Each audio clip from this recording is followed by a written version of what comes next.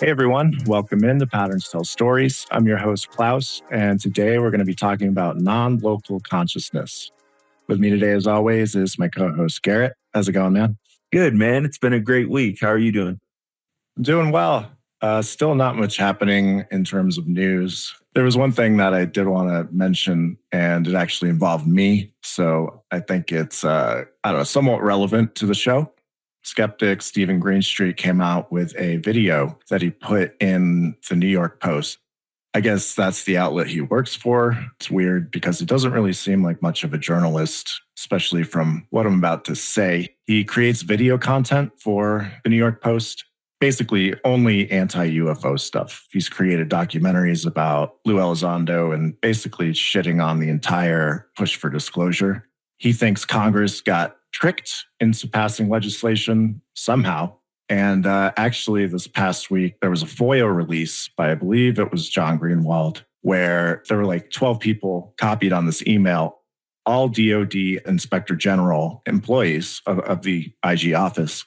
It said in that email that Lou Elizondo was the director of ATIP. So I guess they fooled Congress and all these top level officials in the Inspector General's office, so like the DOD IG office. So I don't know. Stephen has his work cut out for him, convincing these people that it's all just a ruse. And they did actually come out with a IG report on UAP recommending exactly what Lou Elizondo said was a problem. And now this is the recent problem. I think it happened 2 days ago. He put a video up on the New York Post, which is apparently some sort of news outlet. At least they call themselves that, but we all know it's kind of a tabloid. And this video was about how the people pushing for UFO disclosure have created a religion. And people are believing in this religion, and it's going to turn into some kind of violent thing like Heaven's Gate or some shit. So it's really this heavy pushback that's been happening the past few weeks, almost a month now. And the problem is, in this specific video, a lot of the sources he used to make his argument that this was turning into a religion was tweets by people in the community. One of those people was me, and all of the tweets that he put in his video were doctored. They were all cut, completely not including any of the context that we were making those tweets about. He essentially posted those as if they were actual tweets when they were edited, and he didn't say anything. There's no punctuation at the end. It seems almost too obvious. He took literally the first quarter of my tweet and put it up there. And there's so much context in that other part of the tweet that it's just so disingenuous and blatant that I don't really know how he can have any sort of credibility at all in the media anymore, especially with Sean Kirkpatrick citing his videos in his recent op-ed. This video had lies in it, fake tweets that he edited. I don't know, man. That just kind of really pissed me off this week. And I think it just generally demonstrates how much bad faith is being put forward by a lot of these skeptical voices. Yeah, especially this one who has the gall to say anything about people being in a cult when he's personally supported QAnon and that conspiracy. That in and of itself is a black eye on our country's history. So many people can get duped because bozos like Stephen Greenstreet are telling them that everyone is in on this giant conspiracy. I think the New York Post sucks. I don't know, man. I don't think anybody takes him seriously anymore. He shows that he has a clear bias. I'm just saying broadly across the spectrum, these are the kind of people that are being the most vocal against disclosure. Yeah, I just think people should be aware of those kind of tactics and just how disingenuous they can be. Just because people are taking the position that's been the status quo for decades doesn't necessarily mean that, they're smarter or have more integrity or anything like that. It's actually easier to take that position. You start to wonder who are the conspiracy theorists really when they have to doctor tweets to fucking make their point. That was your weekly Stephen Greenstreet's an asshole segment. Yeah, let's move on, man. I did a little more research into Edgar Mitchell's work based on the emails that we talked about and the kind of crazy shit that he was telling, the White House back in, I guess, 2014, 2015. And I just wanted to see what he was working on at the time to support the things that he was saying in those emails. Yeah, they had some pretty intense stuff in there. But I did come across a paper that he wrote for the Institute of Noetic Sciences, and it was about spaceflight computing systems. And he was talking about how we haven't gone back to the moon, basically calling the space race a political program, essentially, not really a scientific endeavor because we wanted to get there before the Russians, which makes sense. And he made the point that, it's better to have it as a political program than no program at all. And I kind of see a parallel there when it comes to UFOs, like in the kind of points that Lou Elizondo pushes, where this is a national security issue.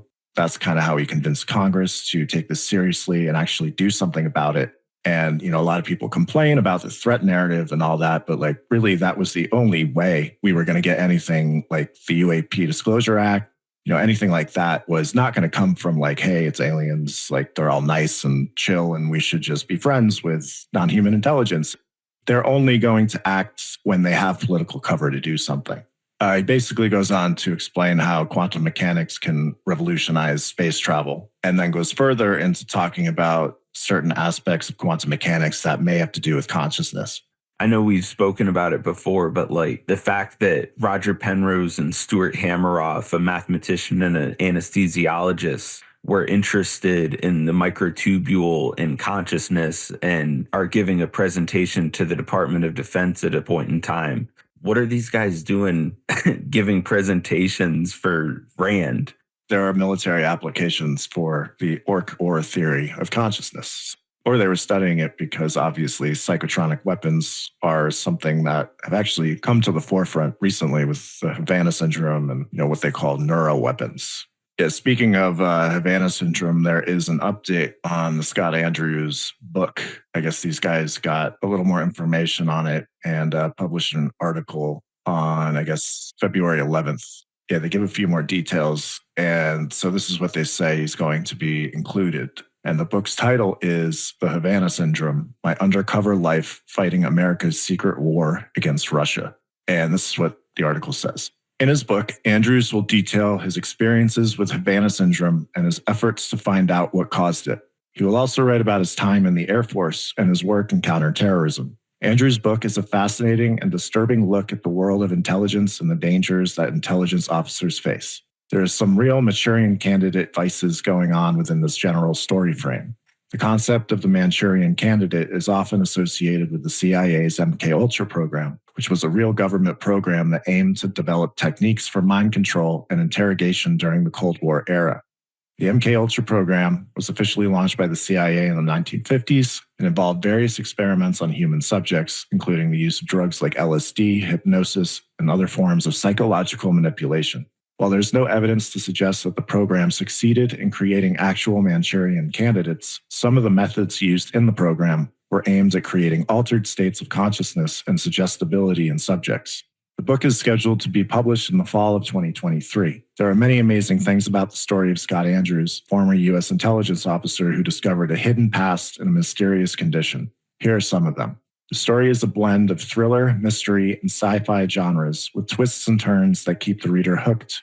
It involves a secret military program, a classified White House initiative, a CIA doctor, and an advanced energy weapon. The story reveals a fascinating phenomenon known as Havana syndrome, which affects some of the U.S. diplomats and military personnel who have been exposed to directed energy attacks. The syndrome causes neurological symptoms such as headaches, dizziness, nausea, and hearing loss. The story challenges the conventional notions of memory, identity, and reality, as Andrews tries to uncover the truth about his past and his abilities.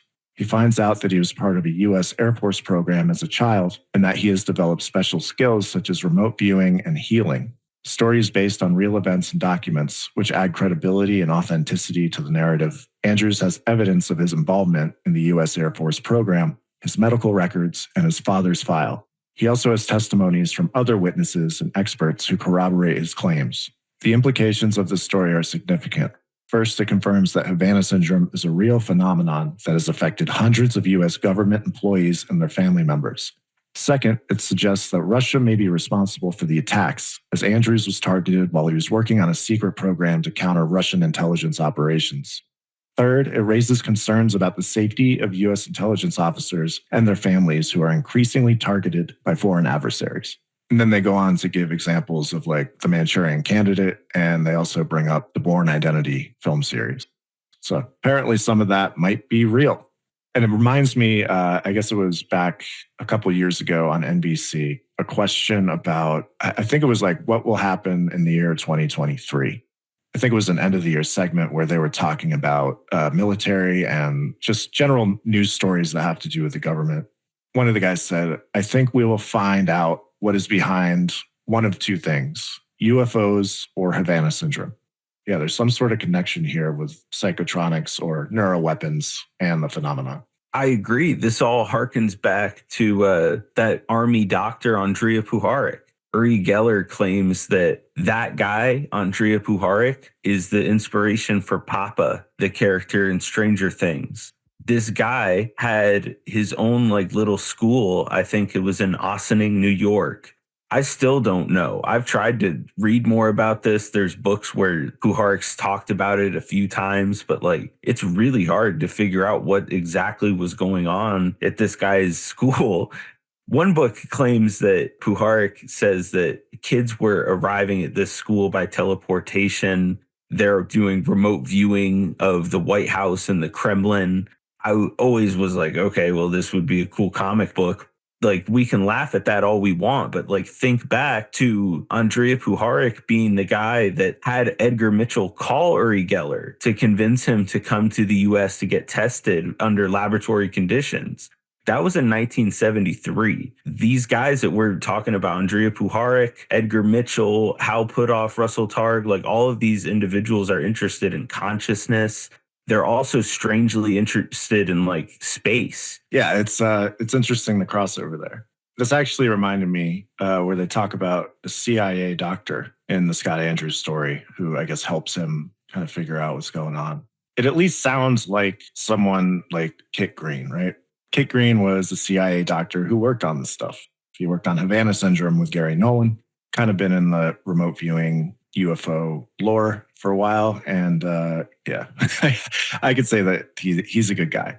There's this other article in the Daily Mail that came out some years ago. Yeah, April 2022. So not that long ago. And they asked him about Havana syndrome. And it kind of makes me think because Lou vouched for the Scott Andrews book that's coming out. Like when it was announced, a lot of people were like, oh, this is so ridiculous. Like, sounds like bullshit. And then Lou like quote tweeted the article that announced the book was coming out. And he said he vouched for the story, like 100%. And I was like, wow, that really lends credibility to it. And the fact that there's a CIA doctor in that story studying what sounds an awful lot like what Kit Green was studying with Gary Nolan, it made me think of this Daily Mail article. And this article went completely under the radar. Like there's some bonkers shit in here. And I'm just going to read a couple quotes from it. So Kit Green wrote a paper back in 2010 for OSAP, which was the government's UFO program, which they actually admitted was a UFO program in the recent DoD IG report. These were called Defense Intelligence Reference Documents. This was basically a report about the medical effects of military service members who got too close to what they call, anomalous aerospace vehicles. So this is where the connection with UFOs and Havana syndrome first started coming to light, was when we found out that Kit Green and Gary Nolan were working on Havana syndrome and also looking at the brains of experiencers who had gotten too close to these crafts. So he did write a paper called Anomalous Acute and Subacute Field Effects on Human Biological Tissues. So the people who came into contact with UFOs had very, very similar symptoms to those who reportedly had Havana syndrome. So that's where the connection is. The article says, Dr. Green wrote that the injuries to humans from getting too close to UFOs could give clues as to how the strange craft work, including hypotheses about how they use strong electromagnetic fields for propulsion. The purpose of this paper is to argue that data exists to reverse engineer propulsion systems of anomalous aerospace vehicles. And Kit Green is kind of known for not thinking UFOs are UFOs. I don't know what he thinks they are, but he does not think they're aliens. Because I'm a forensic neurologist and a brain imager, I'm the go-to physician in the Department of Defense for unexplained morbidity and mortality. I do look at injuries from mortality from unidentified UAPs. My client population is heavily within intelligence, Department of Defense, special forces, and people that work under contract for aerospace companies that get ill and they don't know why. What my cases are exposed to are things they see in daylight, with witnesses under battle conditions and circumstances of tests and evaluation at advanced facilities.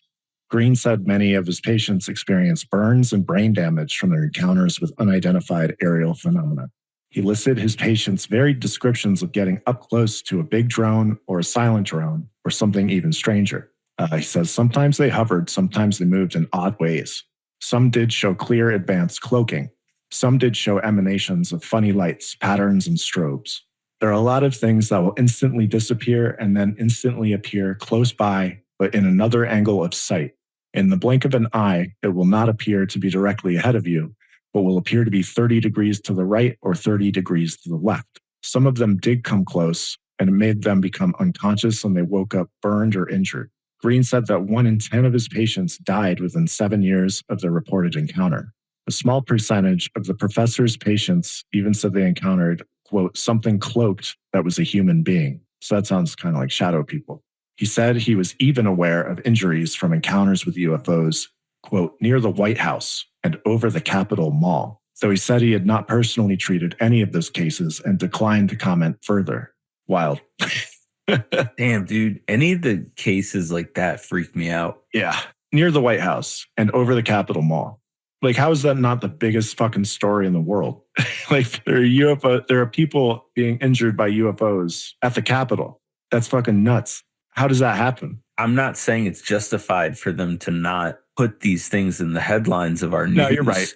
I can see how inflammatory this topic could be, especially if it wasn't even an alien. Imagine just in that brief amount of time when like news is really, really ripe and like people do want to talk about a topic or an event that happened, but like, what if they truly just don't know what happened yet? Another country or, God forbid, an enemy country that wants to do us harm could absolutely take this topic and make people. I think you catch what I'm trying to say. Like, yeah, I think that's where this is kind of heading is, some of the stuff is going to be psychotronic weapons, whatever that means. I think what they're talking about here is probably some sort of electromagnetic hallucination inducing weapon that makes people see this stuff. Just because he's saying that there have been reports of this doesn't necessarily mean there were physical craft. But yeah, we should check out the Edgar Mitchell paper before we go any deeper into another fucking tangent. It is my opinion that quantum non-locality is a major key to the scientific puzzles plaguing quantum theory and relativity. Dismissed for most of this century as a curious artifact of subatomic particle interaction, non-locality is beginning to emerge as an important phenomenon. The impediment has been the speed limit imposed by special relativity and the erroneous belief that non-local information was not recoverable. The non-local quantum hologram has been discovered experimentally. The gravitron has not, but its effects are universally recognized. Both require very, very fast propagation, if not instantaneous simultaneity. Gravitation holds the universe together. The quantum hologram helps it self-organize. It is likely that resolving the mechanics of non-locality will finally resolve conflicts between theories of the very, very small, the very, very fast, and the very, very large, and will allow information and consciousness to be recognized as the flip side of energy, and as important as matter in the organization of the cosmos. In a little-known report, records the experiences of 2 Russian cosmonauts living aboard the Mir spacecraft for 6 months. Their concerns about official reaction to the experience requires their anonymity. I cite the report in this paper because the quantum hologram, discussed in several papers at this conference, offers a valid explanation for the unusual experiences of the cosmonauts. They each, but not simultaneously, experienced dream and waking states featuring extraordinary perceptions. They also experienced distorted time perception during these events. The cosmonauts frequently perceived themselves as other creatures on Earth, including dinosaurs, other humans, and extraterrestrials. They discuss these experiences in great detail, including hearing voices, instructions, and precognitive predictions about their spacecraft's future problems, which were all subsequently fulfilled. What? They experience these events as though the information originated outside themselves. With good reason, they could not report these events to their controllers nor to the medical monitors for fear of mental disqualification and loss of flight status. Only the quantum hologram permits a framework to explain these events within the context of science without resorting to hallucination and mental dysfunction. Most astronauts and cosmonauts had a heightened awareness and profound insights during prolonged space experiences. Though discussed privately but seldom reported officially, these experiences must now be considered in the context of long-duration space voyages. The book, The Home Planet, provides only an intriguing taste of these experiences in its brief captions to the inspiring photographs. For the purposes of this paper, I raise the question, does the quantum hologram and non-locality offer a new avenue for research into alternative communication for space travel? Alcubierre with the warp drive, Van Flandern with astrophysical measurements, and Haish, Ruida, Puthoff with zero-point field theory have raised serious and vital questions about the validity of certain quantum and relativistic interpretations. Non-local information has been considered a useless curiosity, except to entangled particles for most of this century. It now appears to be the basis for our most personal experience, subjectivity. Damn. So what does going to space do to you? I don't know. I mean, he did conduct like a psi experiment, right? Do you know the specifics of that? My understanding is that it was like a group of 4 individuals did an experiment with Mitchell during Apollo 14 from Earth. The first time I heard this story of Ed Mitchell doing an experiment with a psychic, I looked it up and I was like, okay, it was psychics that I had never heard of before. And then one time I heard that dude, Jason Georgiani, who used to come on Jeffrey Mishlov's show all the time. I heard him say he did these tests with Ingo Swann, and that Ingo Swann was one of the individuals that was doing these telepathy tests in that group of 4 with Mitchell. But if you look it up, my understanding is that like it's still secret. This is New York Times, June 22nd, 1971. Astronaut tells of ESP tests. Captain Edgar Mitchell, the astronaut, said today that 4 persons on Earth participated in the extrasensory perception experiment he conducted during the Apollo 14 flight to the moon early in February. He said he had used 25 numbered cards in the experiment in which he attempted to send a thought message to the 4 persons as to what the symbol on each card was. He said 2 of the 4 got 51 of the 200 correct, and the other 2 were less successful. The space agency confirmed after the flight that the astronaut had carried out the experiments during his rest periods, but said it was a personal experiment without sanction of the National Aeronautics and Space Administration. Captain Mitchell said at a news conference that he had chosen the 4 in a dinner table conversation, but he did not identify them. However, a Chicago area psychic, Olaf Johnson, has said he participated. Captain Mitchell, a Navy officer, said the cards had included 5 each with stars, crosses, waves, squares, and circles. He said he had made a random shuffle of the deck before blasting off to obtain a list of the sequence in which they appeared. Then, during 4 rest periods in the moon flight, he reshuffled the deck to obtain a new sequence. Using the second series of numbers as a guide, he concentrated on each card as it appeared. He said that he had told the 4 other participants that he would try the experiment on 6 specific occasions, but that he could find the necessary 20 minutes or less on only 4 occasions. 2 of the 4 recipients whose score was highest got 51 correct answers of the 200 guesses, he said. Chance would have meant only 40 correct, he added. This is an acceptable, significant result in the other sciences, but parapsychology is more conservative and considers such odds as only suggestive or extra chance performance, he said. Captain Mitchell said he had been interested in ESP for a long time and planned to conduct similar future experiments. We're much too uninformed, unknowledgeable in this mechanism of telepathy or ESP to project its uses. But I think once we start to understand what the mechanism is, then we can start talking about uses, he said. His own ESP experiments during space travel produced results far exceeding anything expected, he asserted, but scientifically, they were only, quote, moderately significant. The astronaut was in Durham to analyze the results of his tests with Dr. J.B. Rhine, head of the Foundation for Research on the Nature of Man. And that's 1971. So my understanding is that that article is the only time they ever said anyone's name was the Olaf guy. I've heard that story told, and they've mentioned Ingo Swann as being one of the psychics that was participating in it. But I've never gotten that for sure figured out. But I will say, if you look back into those 1973 tests at SRI, which there's videos of Uri Geller doing these tests with Hal Puthoff and Russell Targ, Edgar Mitchell's there. And we found out in later years, the CIA was interested in these experiments. Who's the other guy? Brendan O'Regan, I think his name is. Apparently that guy was close friend of Mitchell, if I have that correct. And he was also present at these tests.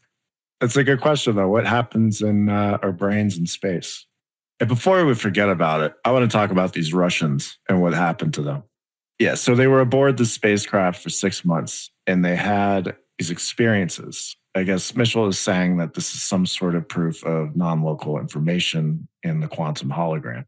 And the hologram idea is like all the information is on this 2D surface somewhere, theoretical, and that information is being projected. Usually the idea is from a black hole, but is somehow being projected into a 3D reality that we experience. So, and all that information is quantum information. So if you know how a hologram works, it's very similar. So I just want to get your thoughts on this part where they said experience distorted time perception during these events. And they frequently perceive themselves as other creatures from Earth, including dinosaurs, other humans, and extraterrestrials. First of all, this is like real. And this is some sort of consciousness that they're experiencing, kind of like John Malkovich. I don't know if you've seen that movie, being John Malkovich. But people can basically like possess this guy's mind. This seems kind of similar to that in the sense that they're seeing themselves as these other beings. And the fact that they include dinosaurs there, that makes me wonder if they were tuned into the same frequency we are. Were they the main consciousness being on the Earth at their time? You know what I mean? I feel like I was. I want it like this is how I picture it. When guys go into outer space, just based on the way Mitchell and other astronauts have described it, I feel like our brains or just our nervous systems in general, like think about all of our nerves, our fingertips, our sense of touch, taste, like everything, how we perceive reality. It's like a filter. And every living organism has their own differently evolved nervous system / filter to perceive reality. It's all still reality, but it's going to be different experiences like inherently for each different set, right? Mm-hmm. So I think that when you go into space, your filter gets fucking discombobulated. I almost feel like the way people describe out-of-body experiences or near-death experiences, I should say, I think that going in a rocket ship, when I try to put myself in that situation mentally, I bet you it induces a near-death experience almost. You know what I mean? Like it's so dangerous and high risk and intense that I bet you your brain goes into that state. And maybe not every time for every astronaut, I'm sure, but like by and large, I bet your brain is more likely to have this experience. But I had The Way of the Explorer in front of me, and I had the part where he explains what samadhi is. Here we go. I suspected modern research could be useful in revealing methods whereby years of ascetic discipline required by traditional mystery schools could be abridged and made available to more people. In looking for a kind of shortcut, there were also traps. At the time, the use of recreational hallucinogens was popular among young people, Although such drugs have been used for millennia by shamans of various cultures, I knew this was such a dead end. The risks were far too great and the benefits dubious unless the experiments were conducted under rigorous control. Perhaps the most thorough and detailed mapping of inner experience comes from the Buddhist and Hindu mystics. The Tibetan Buddhist monks, in particular, have approached the subject with scholarly intent and precision for centuries. The most exalted state of awareness is described in the mystical literature as the Nirvikalpa Samadhi, a name derived from the ancient Sanskrit. This is a state of awareness in which there is only self. There are no thoughts or objects in mind. Indeed, self is expanded and merged into the entire field of mind so that pure awareness is all that appears to exist. The state is accompanied by an ecstasy that seems to permeate every cell of one's body and results in a feeling of certainty about the eternal nature of self. Beyond this simple description, the state is ineffable, which is to say the description falls short and doesn't assist others in attaining it, although it does help one recognize the experience when and if it occurs. In Christian literature, the phrase, the peace that passes all understanding, is often used to imply the ineffable character of the inner experience. The theological meaning often given to this samadhi state is that of union with the Godhead, or, to use Paul Tillich's phrase, union with the ground of our being. I would suggest, however, that the meaning assigned is not inherent in the experience, but rather is the result of attempting to describe the experience in accordance with one's theological beliefs. We do not, quote, see God in such an experience, nor do we experience union with God, unless we are already predisposed to expect that this is what the experience means. That's Mitchell, right? From that book? Yeah, that was from The Way of the Explorer. Yeah, you're asking what happens when people go to space and actual like physical journey on space shuttle or something like that. But this reminds me of a tweet I made that Tom DeLonge stole from me and put on his Instagram. Did he erase half the words of it and alter what you said? No. Oh, nice. Sounds like a cool guy. Yeah, he's legit. On the fucking Stephen Greenstreet. But yeah, I tweeted out this thing. It was a CIA document. You know how Tom loves those CIA documents. I tweeted it out and he screenshotted it and put it on Instagram. And I'll read you what he said after I read the paper, but it's really interesting. And it was written by two psychologists that were conducting a study. So the paper says, this is in the CIA reading room. My thought is that potentially what is happening when these astronauts go to space and they have all this kind of psychic stuff going on, at least as described in Edgar Mitchell's case and in his paper that we just read, I think it might have to do with gravity. So in this paper, they say, the model is presented in the form of a series of related postulates that we believe comprise the theoretical structure within which the workings of psychic energy can be understood and intentionally modified or directed. So these are the postulates. Yeah, this is what Tom took and put on Instagram. So here we go. Here are the postulates. 1, each individual is a psychic energy system comprising his or her mind and psychic energy field. 2, each individual's psychic energy system is in continuous inductive interaction with all other psychic energy systems. 3, this inductive process, which occurs within the unconscious mind, is the input or source of psychic energy for the individual's psychic system. 4, the induced psychic energy then flows through the system of the individual, entering the conscious mind as the stream of consciousness. 5, consciousness is the individual's experience of the flow of psychic energy through his or her system. 6, psychic energy leaves, i.e. is radiated from the system as the expressive activities of being. 7, the greater the throughput of psychic energy, the greater the inductive effect of the individual's psychic energy field. 8, the direction of energy flow within an individual's system is determined by his or her psychological set. 9, rejection cuts energy flow, and pain turns the energy flow inward towards the site of pain, reversing the polarity in part of the system. This reversed energy cannot flow against the current of induced energy, but it prevents further input from the blocked areas.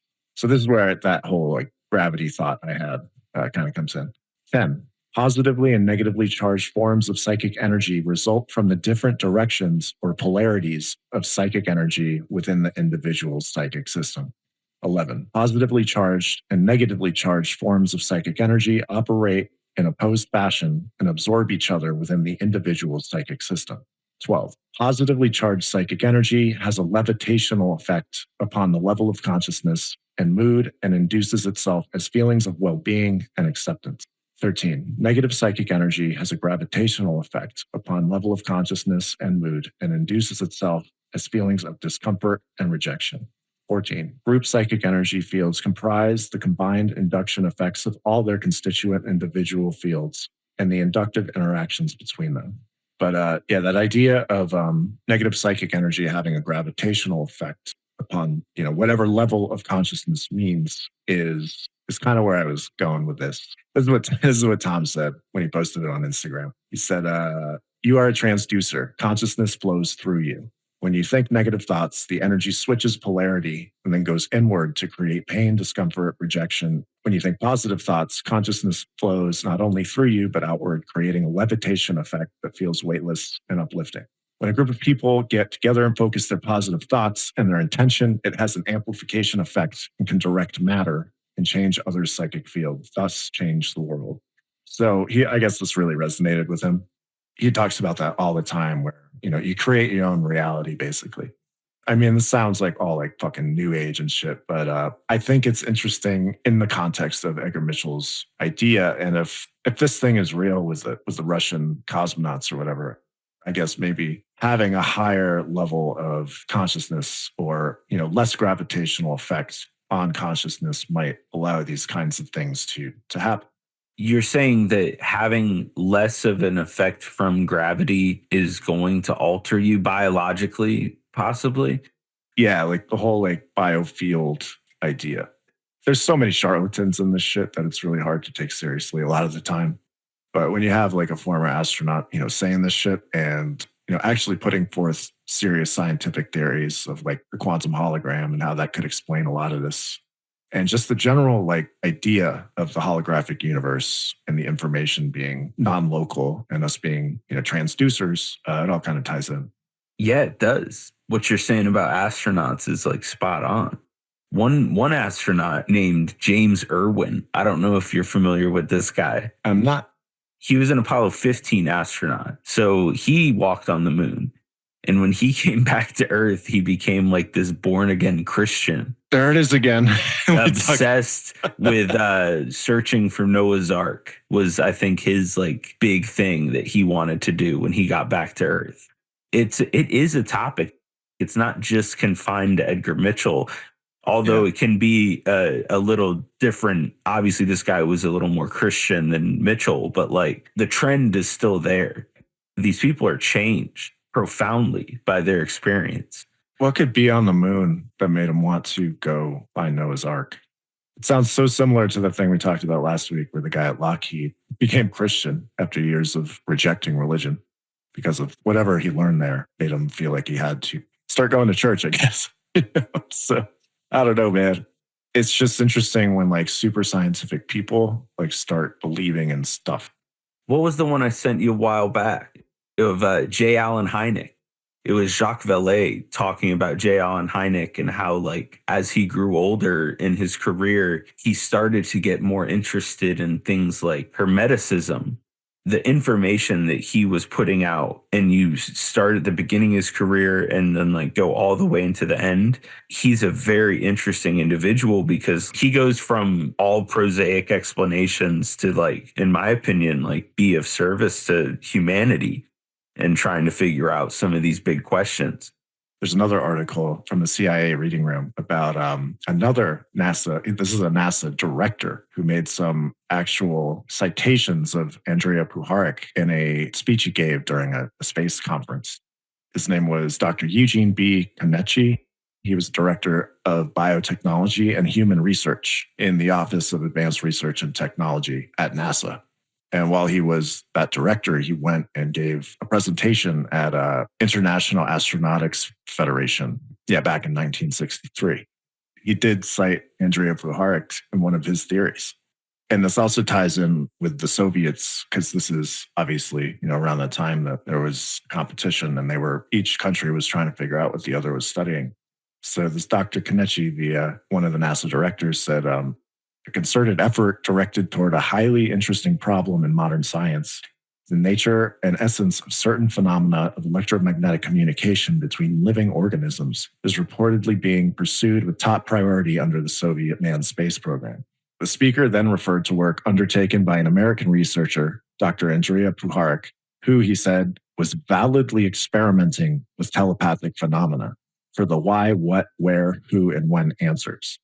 Dr. Kenichi said Puharich had indicated that perhaps some of the most critical experiments could be performed with man in space and under conditions where gravity-free conditions could be maintained for long periods. So that also kind of ties in with the idea that gravity can affect, consciousness, I guess. He added, for example, in the region of space between Earth and the Moon, the U.S. finds a null gravitational point where the respective attractions of the Moon and the Earth are approximately equal. A manned orbital laboratory could be an ideal platform from which to conduct experiments in quote-unquote energy transfer, detailing possible telepathy experiments on a man-made satellite in outer space. Dr. Kenichi said, quote, in this case, the human receiver would be in the space platform, and the sender on Earth would be subjected to high gravitational force conditions. Under these circumstances, Puharich stated, the U.S. would expect to find the most remarkable increase in, quote, thought transference or interaction of energy transfers for communication techniques between humans and or flight control systems. What year is that? It's 1963. God damn.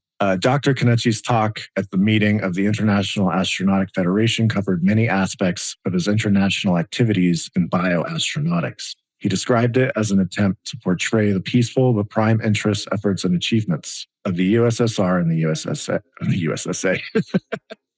Of the USSR and the USA, thereby stimulating many other participating countries towards major challenges and significant tasks remaining for extended manned spaceflight. He said, the space accomplishments to date give factual evidence of the needs, the rewards, and the vital communications so necessary for the valid and successful exploration and exploitation of space by man. And this is where we get kind of into the idea of non-locality and Orko-R. He finished his remarks by saying, in general, some of the experimentations as conducted or planned in the USSR, the USA, and other countries are not necessarily new. The phenomena represented throughout all their efforts for validation does exist in nature. What is and will be new is the quantitative approach to the problem areas. The precision and authenticity with which each researcher, wherever he may be, carries out his experimentation will determine the success of research with respect to the formulation of laws for energy transfer, general information theory, telluric power, and action at a distance on material systems. That's nuts, man. So the director of biotechnology and human research of NASA in 1963 was talking about telepathic communication between people in space and people on Earth and how that might be an actual way to test this stuff. What the hell? Yeah. And this is 10 years after. For those who aren't familiar, Andrea Puharich, this is the guy who held the seance in Maine in 1953. Yep. And that was 10 years before. And he was in public talking about a group of extraterrestrials that have made contact with human beings and that like he had a special way of communicating with them. This man is being mentioned seriously for years and years after this. And he was, according to Annie Jacobson, was associated with MKUltra. What is going on? God, it sucks that it's so like secretive and dark and occulted. I guess it's the word to use. It's just hidden. It's in the shadows. It's very prevalent among like space engineers and space technology companies, but it seems to be like very hidden. I don't know, the stigma with parapsychology and any of this stuff. It seems like it's not even a problem in these programs. It's so weird. It seems like an open secret in the space programs. That's bizarre. Kenichi also said, well, the U.S. understands that the Soviet researchers under the sponsorship of their Academy of Sciences have established at least 8 known research centers specializing with the phenomena of energy transfer. So energy transfer is telepathy, just to make that clear. All on an academic scientific level. The researcher's responsibility is to investigate, find out how it works, and devise means of practical application. The results of conducted experiments are half as good as some claim, and they may be the first to put human thought into orbit or achieve mind-to-mind communication with humans on the moon. The Soviets further concede that their approaches have to be physiological, not psychological, and using everything from electronic apparatus to cybernetical methods and techniques to probe and control such brain-mind mysteries as energy transfer phenomena or biological radio communication. Sound familiar? It's literally fucking John Keel. Like, what? John Keel wasn't just making this shit up. This is literally what the director of NASA's biotechnology department was saying at International Space Conference. It's nuts. Keel, I'm like his biggest fan. One of the interesting guys that he props up in his book is a guy named Sir Victor Goddard. I've tweeted this quote before. He was Royal Air Force. Yeah. Senior commander of the Royal Air Force during the Second World War. Damn. Okay. So this dude, John Keel, has quoted in his book, and this is the quote. He says, "The astral world of illusion, which on psychical evidence is greatly inhabited by illusion-prone spirits, is well known for its multifarious imaginative activities and exhortations. Seemingly, some of its denizens are eager to exemplify principalities and powers. Others pronounce upon morality, spirituality, deity, etc. All of these astral exponents who invoke human consciousness may be sincere, but many of these may be framed to propagate some special phantasm, perhaps of an earlier incarnation, or to indulge inveterate and continuing technological urge toward materialistic progress, or simply to astonish and disturb the gullible for the devil of it." Brutal. Yeah. To me, it's just fascinating how like people in very high positions were taking these topics seriously. As much as they wanted to like downplay a lot of these scenarios, Keel did a really good job of compiling famous World War II guys and just military officials in general, NORAD officials, talked to like spokespeople for Project Blue Book when it came to like an article he had written about the Men in Black. He was the man. It shows you a lot that people today are recommending his work, like Jim Semivan and Gary Nolan have recommended John Keel's books now. Yep. And I find that very fascinating. While I can't tell you how many books on UFOs there are, but the fact that we have guys from Stanford University and the Central Intelligence Agency saying, hey, this guy, John Keel, who writes books about UFOs and consciousness and human history, maybe people should take a second look into his books. That's one of the reasons why I picked his books up first, was because these important people were pointing to them and saying that like he was a real deal. Tom DeLonge even recommended it. Yeah, I think Jim Semivan like brings up Keel in every interview, pretty much. Yeah, he for sure is a big really fan. Does. Because that makes sense to him from his experience. I mean, if you listen to Semivan's experiences with the phenomenon, the kind of creepy, like super intense shit that he's had to deal with, like seeing figures in his room with his wife, I think they're part of the experiencer study that Kit Green and Gary Nolan were doing. I think he said that, where they called it like interference syndrome. Interesting name. I guess there's like Havana syndrome and then what they called interference syndrome. When you first hear the term interference syndrome, it sounds like something is like interfering with, I don't know, the way your brain works or something like that. To me, just thinking about it a little more, it really makes sense that it would be waves, like, interference patterns, like with the double slit experiment, and like two waves meet traveling along the same medium, that creates an interference pattern. That's what they mean when they say the collapse of the wave function, right? When something is observed, then it becomes like determined. Yeah, or measured, yeah. That's still real difficult to I know, these concepts, dude. It's almost like it's meant to be beyond human understanding.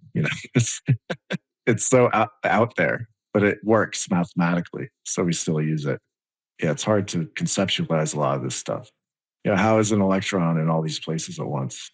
So there is a different theory, I guess, that Diana Pasulka comes up with, where the shift in consciousness in astronauts doesn't really have to do with gravity. Is this in her new book, Encounters? Yeah, this is in her new book, Encounters.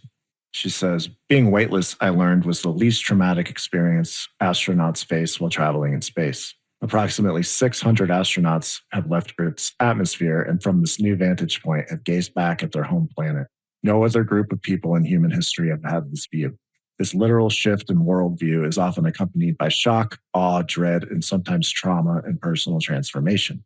To see Earth as a blue globe suspended in a black backdrop of what appears to be infinite space in every direction engenders a lot of different emotions. This novel consciousness, which astronauts find difficult to describe, requires a new vocabulary or requires the remembrance of a lost vocabulary.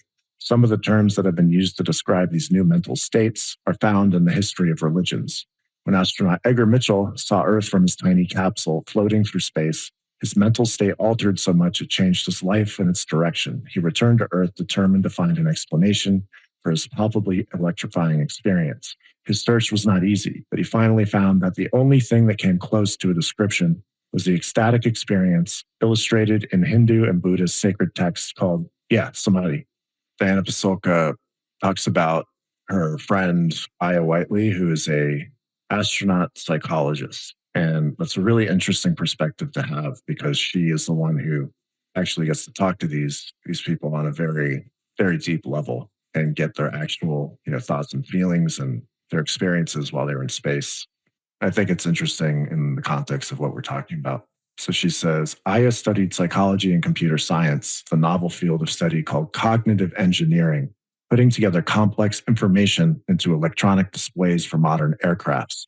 Among her other tasks, using voice analysis technology that she co-invented, is to provide early detection of fatigue and to monitor the well-being of astronauts in extreme environments. She explained that as astronauts would get farther and farther from the Earth, they would form their own rules, beliefs, and behaviors, and at times, without any discussion, would form an understanding of what is acceptable and what is not acceptable. These rules and behaviors could drastically differ from those of the society they had left behind. Mission control and people on the ground might find these new rules and behaviors shocking and unacceptable, but given the surrounding circumstances, it would be natural to transition to these new rules. I wonder how far you have to go to feel that. I don't know. It's weird. You think it's only the moon? There's all these billionaire people going up and like they're still assholes when they come back. Yeah. I don't know. Building bunkers, yeah. The examples we were touching on, like the Noah's Ark guy and Edgar Mitchell, were both Apollo, like moon mission astronauts. So I wonder if there's like some barrier that the Apollo astronauts were breaking through to feel this. Or there's something on the moon. Or there's something on the moon. Or some effect. The moon is shrinking, by the way. I just found out. What do you mean shrinking? Like shrinking? Like the Antarctic ice sheet is shrinking? Sure. Like alarmingly fast? What do you mean? No, like over a time scale of, 150 million years. It shrinks like a foot or something. I don't know. Did you know that there's 2 moons on Mars and one of them has a monolith on it? On Mars? On the moon, well, 2 moons. I guess it wouldn't be. There's 2 moons orbiting Mars, I should say. Got it. One of them, the smaller of the 2, is a potato-shaped, puny moon called Phobos. Yeah. And in an old C-SPAN interview, Buzz Aldrin said that there's a monolith on this moon.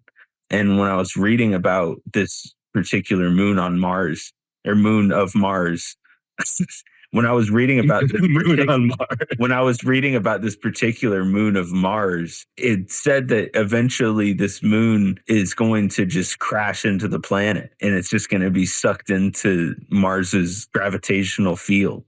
And like every year that passes, it slowly and slowly gets a few inches closer to the planet. And eventually it's just going to be one moon. Makes me think of time scales, right? And perception of time. Like there isn't really time, it's just our perception of it. All this stuff could be happening crazy fast. I think of a time-lapse photo. If you ever look at a time-lapse photo of a plant, it looks like it's like alive. Like it looks like it's moving and it's doing all this stuff. Maybe if you have the same time perception as the plant, Like imagine plants moving around like that in real time, like the same as they do in a time-lapse photo on a galactic scale, like what that would look like. Yeah, I agree 100%. I think of the example with the microbe and Exactly. how a microbe perceives any of the things that we're trying to discuss. Is like it's a whole other universe of perception. Furniture of the earth, but really we're just moving on our own timeline. So do you think that some of this shit is outside of time? Like, how does that even work? Time isn't really a thing. It's really just like the changes in matter. I think Elizondo has talked about it, like where he says, imagine you just popped out into space. Like you would have no frame of reference where anything is. You would have no idea how big you are, how much time has passed, because there's no like rotation of the earth around the sun and shit like that. I don't know. We just use time on earth because it helps us like comprehend our reality. It's right. It's almost like a byproduct of having a nervous system like we do, is that we have to deal with time. Yeah. And the cycles of our environment. Yeah. I don't really have anything new. I'll be writing an article soon. Yeah, it should be out in a week or so. Once again, I want to thank everyone who supports our Patreon, covers the costs of this hosting and Zoom and all that stuff. So makes it a lot easier to edit and do all this stuff that helps us get this out. A lot of appreciation for that. There's a couple unaired episodes that I still want to get out for people who support us on Patreon. So I'm going to make that a priority, hopefully this week. That's all I got. And I hope you guys enjoyed this episode. There's a lot of stuff packed in there. Next week should also be pretty packed. Hopefully the Soul conference videos come out soon and we can kind of go over those. But that should be it for this week. And thanks for listening, and we'll see you next week. Thanks, guys.